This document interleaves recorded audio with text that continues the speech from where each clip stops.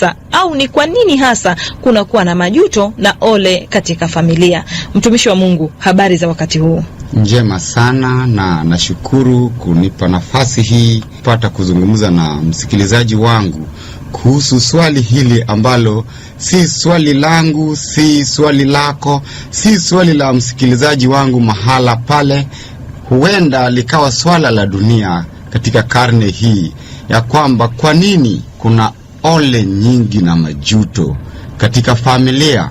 Wakati mwingine hata watoto waliozaliwa na baba na mama hawawezi wakafurahi. Wanadhani huenda walikosea kuzaliwa katika familia ile, na hata mama anadhani alifanya kosa la uchaguzi kumpata yule baba ambaye kwa mara ya kwanza, tazama, walikuwa wanasalimiana, wanacheka, lakini wanapofika pale mdomo unafungwa kwa uzi wa shetani ambao sasa hauwezi ukapanuka, meno hayawezi kuwa wazi, na baba akafurahia Colgate ile anayomnunulia mama kwamba imefanya kazi thabiti ya kung'arisha meno. Hapana, wakati mwingine naona baba anaamua, anasema heri niwe mlowezi mahala pengine. Nikamwona baba moja, alikuwa shemeji yangu, akisema wakati moja kwamba yeye ameamua kuacha mji huo ubaki peke yake, watoto wakuwe peke yao, mama awe peke yake, kwa sababu rafu za mama zilikuwa zimemzidi uwezo. Akasema kwa lugha yao kwamba mji hauliwi na fisi, hata kama akiwacha basi potelea mbali. Baba akaloea huko vizingani. Wapendwa, kuna majuto na ole katika familia zetu leo. Na ni kwa nini basi hili linatokea? Hapa ndipo ninapotaka kuongea na wewe, na leo tutazungumza tu katika kitabu cha Esther sura ile ya kwanza. Tutasoma fungu la 5, tutasoma fungu la 9 na 10 na fungu la 16. Hapa tutaona ni sababu gani hasa inayochangia hakika familia zetu zifikie hatua hii ambayo sasa ndoa nyingi zimewekwa katika mitazamo ya muda mfupi ili zikate roho kabisa, ziende kuzikwa kaburini. Na mazishi ya ndoa hizi hutangazwa mara kwa mara katika vyombo vya sheria, katika mahakama na mibaraza ya suluhishi. Utasikia hakimu akisimama akitangaza kifo cha ndoa ya wapendwa fulani, akisema kwa mujibu wa sheria namba fulani ya ndoa ya kimila au ya ndoa ya kisheria au serikali au ya ndoa ya Kikristo, ninatangaza kwamba tangu leo ndoa ya fulani bin fulani na binti fulani imevunjika kabisa kabisa. Ndoa hiyo inazikwa. Familia hiyo hata kama ilikuwa ina watoto 3, 4, watoto 2, basi mwanzo wa dhuruba katika familia hiyo. Wapendwa, ni kwa nini sasa?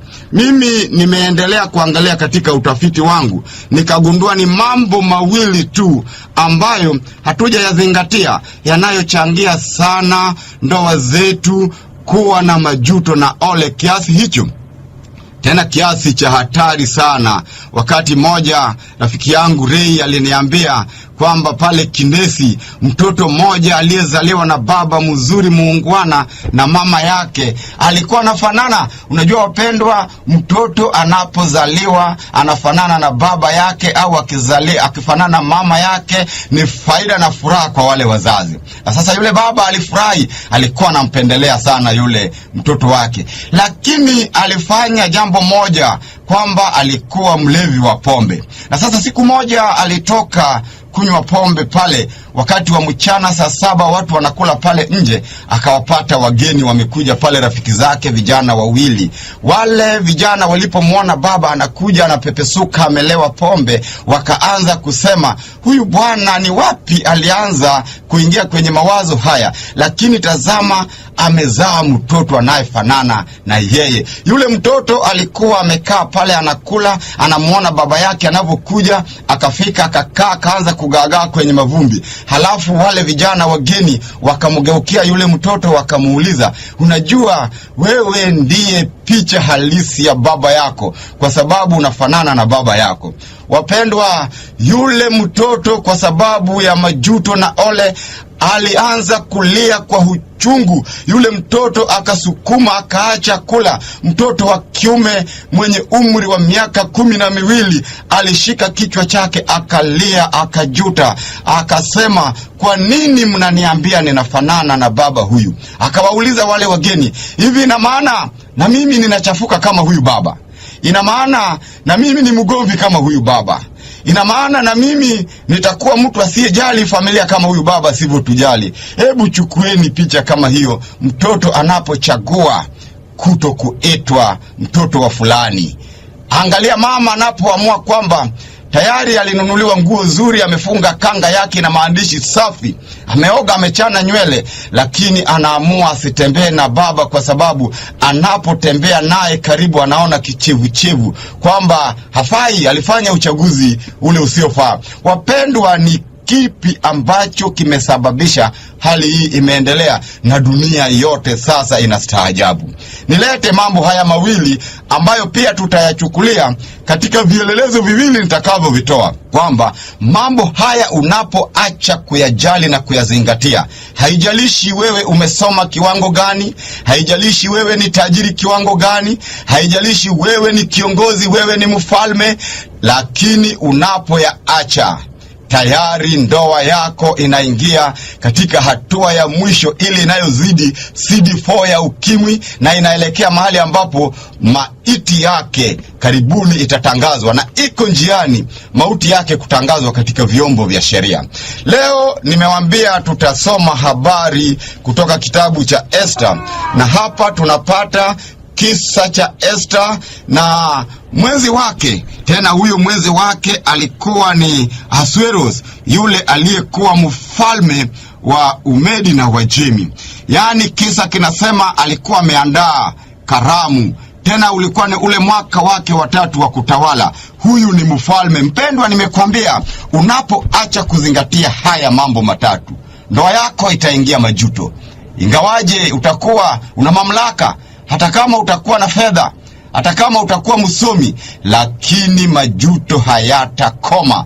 Utakuwa umefungua ukurasa wa kwanza kuona milango ya matatizo, milango ya dhiki, milango ya machozi yanayotoka machoni pa mama, machoni pa watoto, hata jamaa wanaoishi wakikuzunguka utaona wakiomboleza kwa ajili ya mambo haya mawili ukiacha. Basi huyu mfalme Ahasuerus, yeye aliyeongoza mikoa mingi sana, mikoa 127 kuanzia India hadi Ethiopia, alipofanya karamu akaalika watu wakuu. Mwisho wa kilele, karamu ile ikamaliza siku 180, na sasa akaandaa siku 7 maalum, na ile siku ya 7 akalewa. Akasema roho ya ulevi ilipomwingia, akajivuna, akasema, nataka niwaonyeshe kitu, kwamba katika ufalme huu nina haki. Nina haki juu ya watawala na nina haki juu ya mke wangu. Na wakati huo mke wake Vashti, malkia aliyeheshimika, alikuwa naye ameandaa karamu kwa ajili ya akina mama katika ufalme ule. Katika mji ule wa Susani, ngomeni pale Babeli, karamu ilishangiliwa, wanawake walikuja, lakini na yeye alitaka kuonyesha kwamba ana haki kwa sababu yeye ni malkia, ana haki kwa sababu ameolewa na mfalme, ana haki kwa sababu ana uwezo, ana haki kwa sababu yeye pia ana mali. Wapendwa, mambo mawili haya uyaelewe kwa makini. Ni yapi hayo sasa?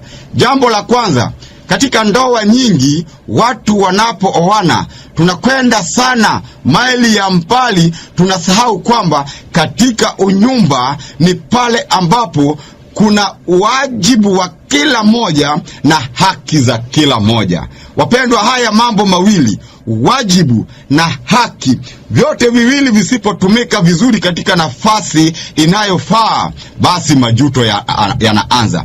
Na hapo ndipo ninapotaka kukueleza kwamba sababu ya kwanza inayofanya ndoa zipate kuwa na majuto, mpendwa msikilizaji, ni kutanguliza kudai haki.